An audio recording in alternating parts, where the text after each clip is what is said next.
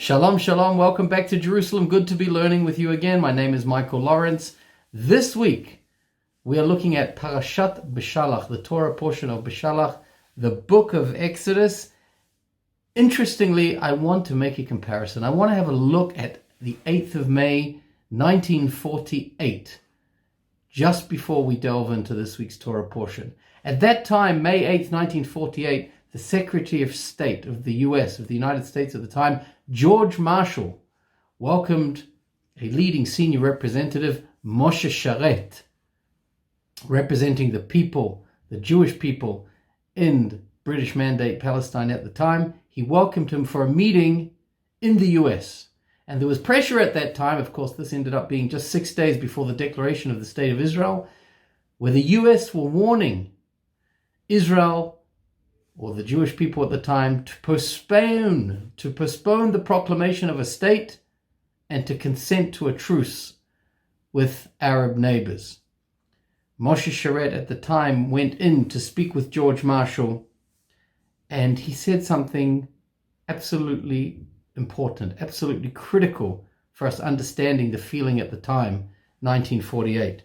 Said Moshe Sharet to George Marshall, he said, "We will be held to blame, us, the leaders in the land of Israel at the time, we will be held to blame by Jewish history if we consent to any postponement in proclaiming our state, without the certainty that the state will indeed be proclaimed after such a postponement."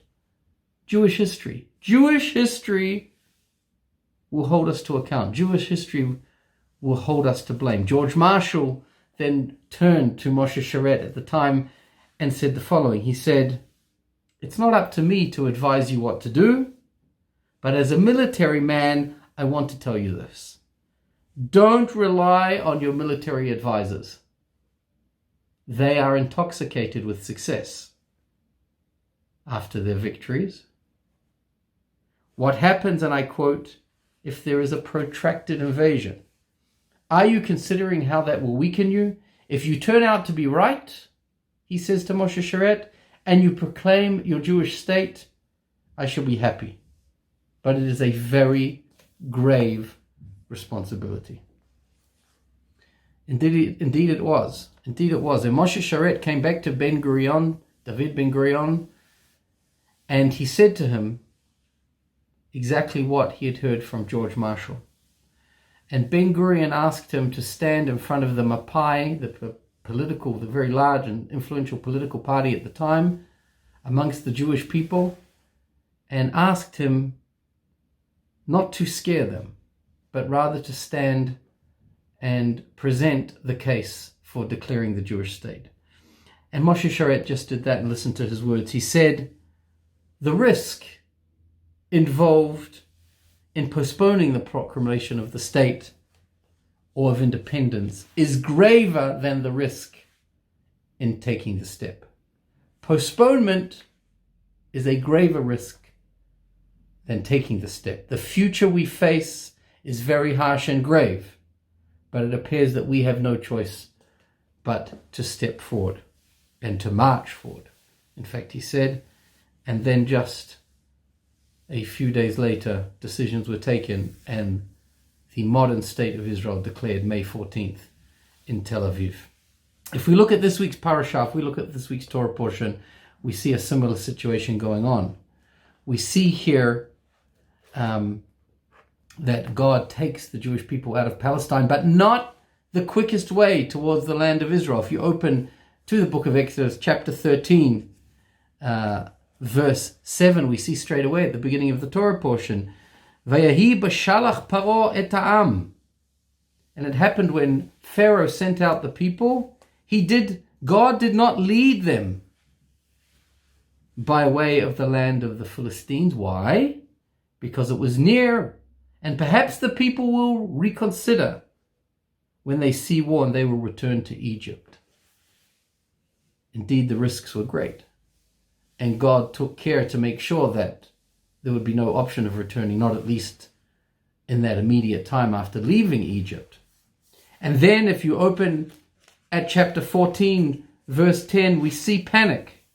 Pharaoh approached as they stood at the Sea of Reeds. The Jewish people, the people who had left Egypt, and wondered how would they cross. They saw the Egyptians coming after them. Egypt was journeying after them, and they were frightened. The children of Israel cried out to God. In verse 11, they said to Moses, Vayamru el Moshe, were there no graves in Egypt? Why'd you take us out of here to die in the desert? Let us be, and we will serve Egypt. Let us return. We give up. Let us go back, for it is better that we should serve Egypt than we should die in the wilderness. It's interesting. They're faced with that big sea in front of them and they feel like they have nowhere to go. Is the risk graver to go forward into the sea and try to cross it, to try to reach freedom? Or is it better to go back to Egypt and face perhaps the option of no freedom? No freedom from slavery, no independence, no option to be an independent nation on its own, heading towards that promised land. What does Moses do? In verse 13 of that same chapter 14, he stands and he says, do not fear, stand fast and see the salvation of Hashem, see the salvation of God. See what he will perform for you today. You shall never see those Egyptians again. Hashem shall make war for you. Moses beseeches the people to stand and move forward, as did Moshe Sharet together with Ben Gurion those thousands of years later, as they considered the launch, the declaration of a modern state of Israel. Hashem says at line 15, why do you cry out to me? Speak to the children and let them journey forth.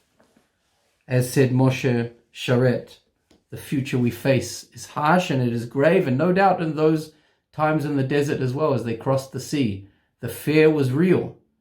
The challenges on the way to the promised land were to repeat themselves over and over again. All kinds of errors made by the Jewish people, all kinds of wars and challenges. And yet, like Moshe Sharet, the only option was to say to the people, stand and deliver, go forth.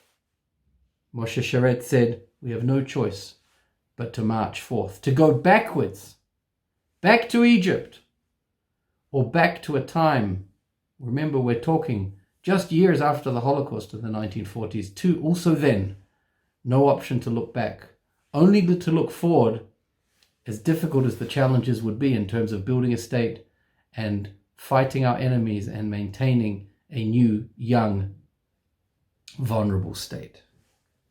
So at May 14th, 1948, Ben Gurion arrived at the Tel Aviv Museum, and he stood there at 4 p.m., Erev Shabbat, just before the Sabbath, and as he stood and banged his hammer on the desk, there was a spontaneous singing. Everyone stood and began to sing Hatikva, the hope, which would become the national anthem of the state of Israel. And two then in the desert, after they crossed the Sea of Reeds, when the splitting of the sea had happened, and God had rescued them, and the Egyptians had drowned. When they saw the back of the Egyptians, the Jewish people then, the children of Israel too, broke into song. Not the Hatikva at that time, but actually a song which is very, very famous in our prayers that we say every single day in the morning prayers, and which appears here in this week's Parsha, the song of Az Yashir. And then Moses and the children of Israel chose to sing this song to God. A song of thanks and a song of belief. Begins there at chapter 15 in the book of Exodus. My friends, history has a way of repeating itself. And indeed we see here, when the challenge was there, when there was fear and uncertainty, when the nation of Israel was in transition, two people called Moses stood and delivered a message, both to those around us, both to the world, and to our people, and said, going forward will be tough, but we shall march on through the sea or into our statehood in the modern era. There is no going back. And that is what leaders do. Leaders place a map and a derech, a path for the people to follow, and walk that path and lead from the front, knowing the risks, but building a positive vision for a better and greater future for all those involved. I wish us all to find our path and to find the leaders that we need to lead our nations forward, to lead the globe forward, to lead everyone in this world forward into a great year of 2021, a better year, a healthier year, a safer year. And I wish you all Shabbat Shalom from Jerusalem and a very good and safe week ahead. Thank you.